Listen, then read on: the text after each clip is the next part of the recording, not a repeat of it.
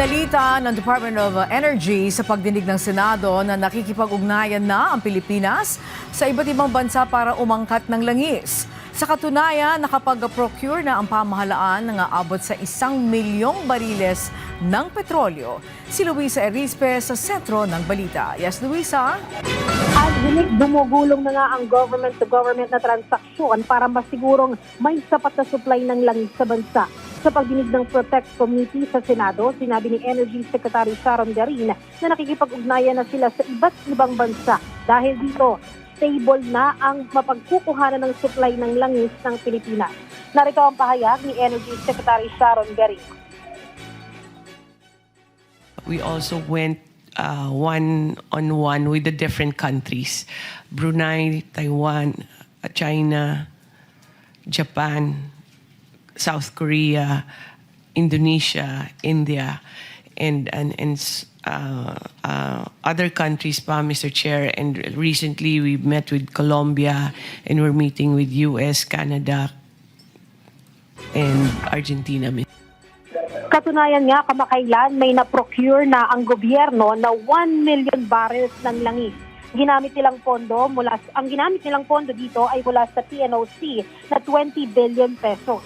Kaya sa susunod na linggo, mas maraming bariles ng langis ang darating sa bansa. Babalik si Secretary Sharon Garin. PNOC, and so far they have procured 1 million barrels, and these barrels are arriving. 2 batches have arrived already, and we have 2 more arriving for the next 2 weeks.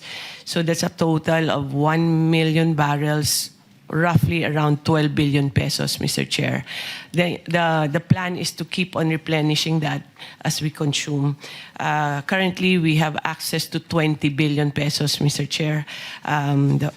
We have created a committee to trade this quantity, whether it was for to replenish what is needed in case some of our oil companies are not able to procure.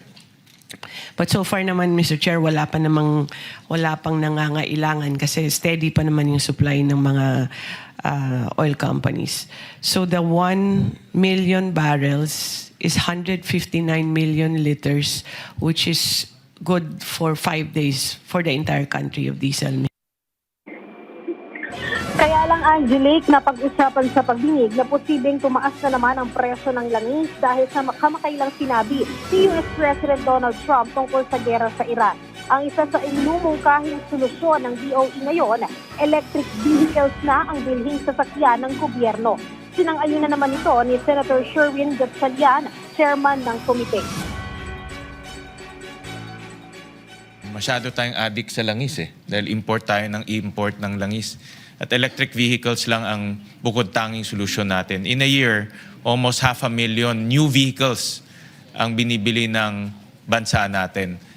Itong 500,000, almost 492,000, lahat to ay internal combustion engine. Kung papalitan natin to na electric vehicles, hindi na tayo mag-i-import ng langis. Angelic, muli namang iminungkahi ni Garin na gawin ng regulated ang presyo ng langis, lalo na kapag may krisis.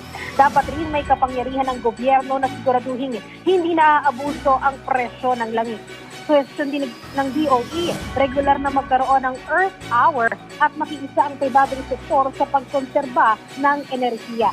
At yan muna ang latest dito sa Senado. Balik muna sa iyo, Angelic. Alright, maraming salamat, Luisa Erispe.